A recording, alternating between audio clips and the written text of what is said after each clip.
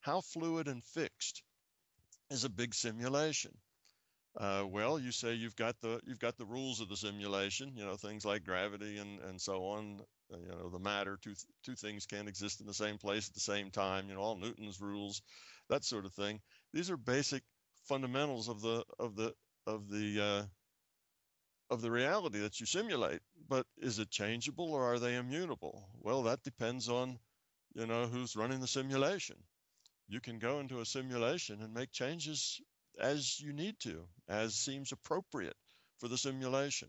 So in that sense, though, yes, things are fixed in that we have a framework that is reliable. Things are also fluid in the sense that we are consciousness. Consciousness can change and mold and discover and become and be in its own ways.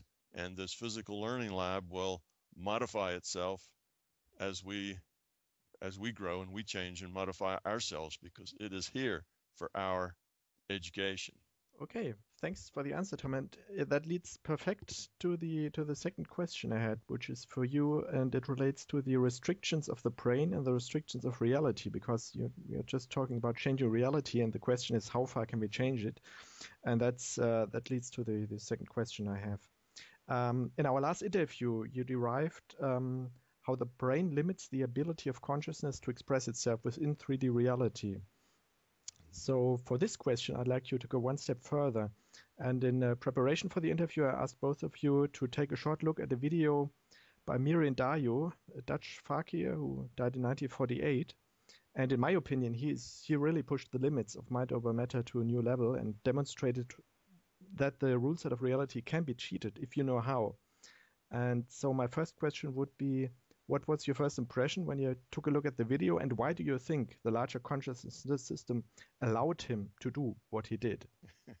Okay, that's an interesting question. I did take a look at the film. I did not see all of it. You after a while tire of seeing somebody run a sword or rapier through somebody else's body, but I saw enough of it to understand what was going on, with no need to add to it. So if anything happened toward the back of that that's very particular to your question, you'll have to fill me in. But I did see enough of it, I think, to understand and answer your question. Now, you say, why did the larger conscious system allow that to happen? That is really not the way it works. It's not that this happened in spite of the larger consciousness system and the consciousness system chose to allow it. I would say this was facilitated by the larger consciousness system, and the larger consciousness system created it, not only allowed it to happen, but made it happen. You will see all through individuals' histories. Neil mentioned it in your little introduction. He didn't mention it, but you mentioned in your introduction of him that he had some seminal experiences that showed him that reality was larger, that there was something else going on besides just this physical reality.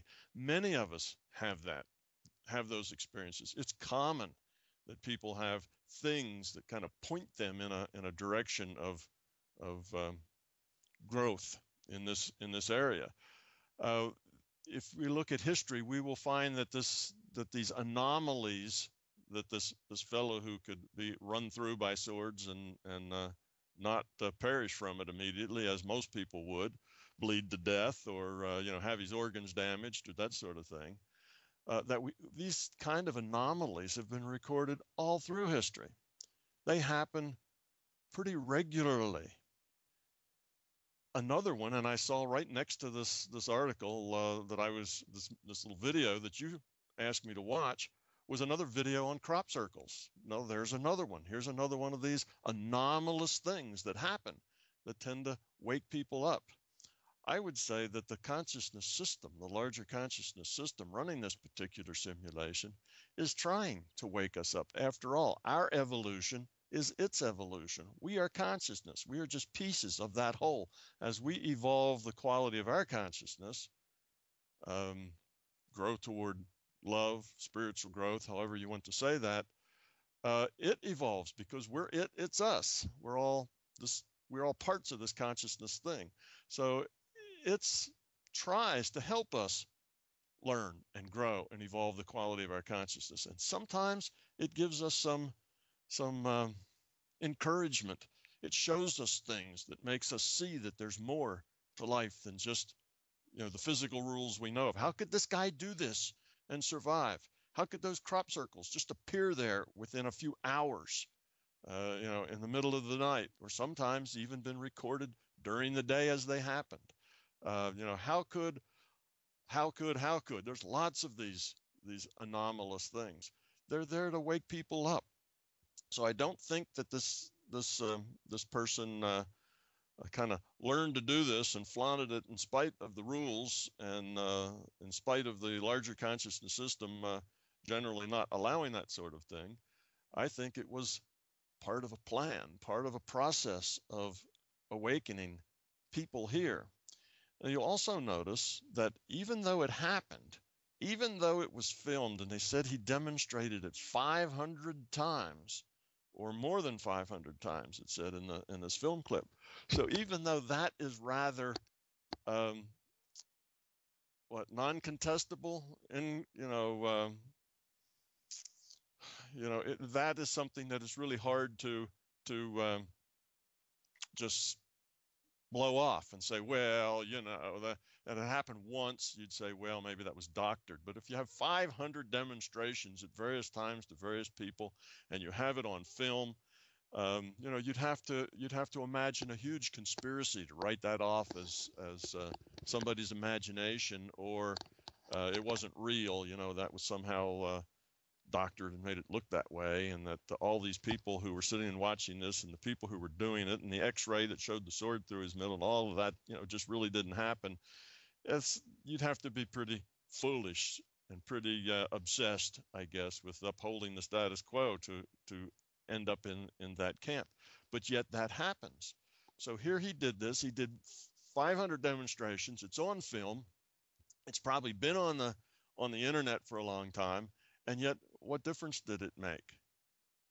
Does that, when people look at that and say, oh, there's the evidence I've been looking for? Of course, reality is much different. It has different rules.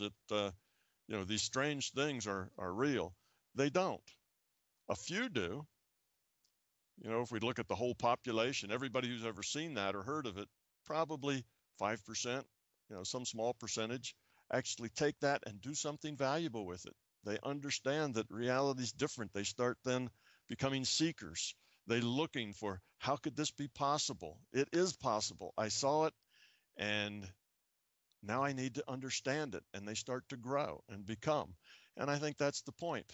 And there's a very large majority of people who aren't ready to take those steps, who aren't ready to grow and move forward, who aren't ready to make something valuable of it. And they just look at it, shake their head, say, I don't know, basically deny it and go on. They don't, it doesn't mean anything to them. They don't know what to do with it. They can't process it, so they just push it aside and let it be. Denial's probably a little strong. It's not that so much as it is, setting aside what you can't process. It's unprocessable for them. So that's the same with the crop circles. Here you have these things. You have a bunch of scientists from all over the planet, a group that's based right there in the UK, who studies these things, who goes out and meticulously looks for particles in the earth and way things are bent, and they have all of this evidence that they pull up, and they all come to the same conclusion, that though some crop circles are pranks and made by people, some are not, and some are just clearly unexplained by physical process, known physical process. So that is a similar kind of thing. It's a thing that is happening, and it's not that it's allowed to happen or whatever. It's part of the consciousness system getting our attention, helping those who are ready to grow, showing them that the world is a more complex place than they thought. So I think that's the point there. Now, what do we do with that?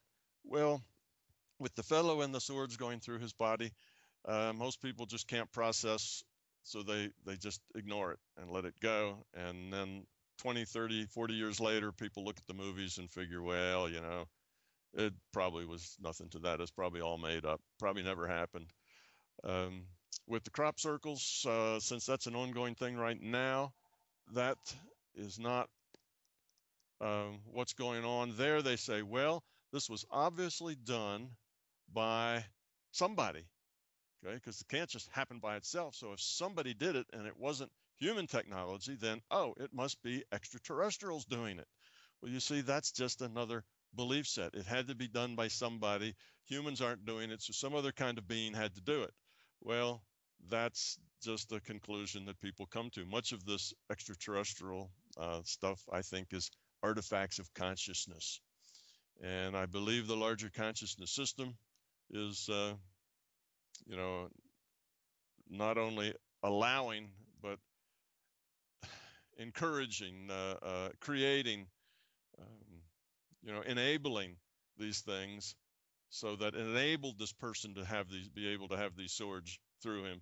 And it also enabled his attitude. It modified his attitude to where he had the strong desire to go out and demonstrate. I mean, why should he, having discovered that he had these capabilities, why should he have this passion to go out and demonstrate? So I see that that's all part of the process in those crop circle films I saw. We have one lady who was a PhD researcher there, staying at someone's home, and they saw this big shaft of light come down, and right where that big shaft of light come down is there's a crop circle. But then we had other pictures where somebody saw these tiny little pieces of light about the size of a football kind of flying around in the area, and then there was a crop circle. So you see, the process isn't the same. Big beams of light in one case that could be seen for a long way, and the other case, little dots, in some cases nothing at all. You see, so it's not like there is a technology, a specific technology that's being used by specific individuals. There is a process going on here to help people wake up, to help people see big pictures. And most of the people can't process it.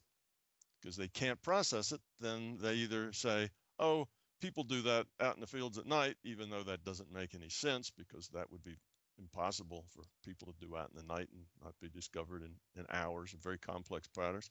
But they don't know how to process it, so they just pretend as though it doesn't exist, which means they ignore it. So one of the questions somebody asked in that film was, how could the press, how could the people, how could the larger reality just ignore these things? I mean, look at it. Look at the evidence here. And the reason is they ignore it because they don't know what else to do with it. They're not ready to deal with this reality being any other than the way they want it and expect it to be. So that's what's going on, I think, with this gentleman with the swords, and that he was able to survive things that should have been deadly, with no organ damage, or didn't bleed to death internally or anything else like that. It was just an anomalous behavior, an anomalous action. I mean, people have spontaneous out of bodies. People, I knew an engineer, and this engineer visualized, like in a dream, an airplane full of people, and all the people were in black and white except one little girl. And 2 days later, a plane crashed, and everybody died except one little girl. And it was that exact same kind of plane, and the details fit perfectly. Why did that happen to this engineer? Well, because he needed a kick in the pants to get him going on evolving his consciousness, and he wasn't doing it. So he got something that would help him do it. Well, sometimes these demonstrations are individual and personal, and sometimes they're bigger than that. They're like men who go around doing 500 demonstrations of the impossible, or crop circles, or any number of probably 100 other different things that fit into the same category. Neil, do you want to add anything to the thoughts of Tom? Sure, yeah. Well, I looked at the video that you sent me as well. I think he's actually a Dutch fella, isn't he? Yes. His name's Arnold Henske or something. What I found was interesting with that, because as Tom suggests, there's lots and lots of these things that go on all the time, and these anomalies, I think, are there for a good reason, to show people that there's another way of doing things, and the reception of these kind of anomalies and phenomena and paradoxes is always tiny, really.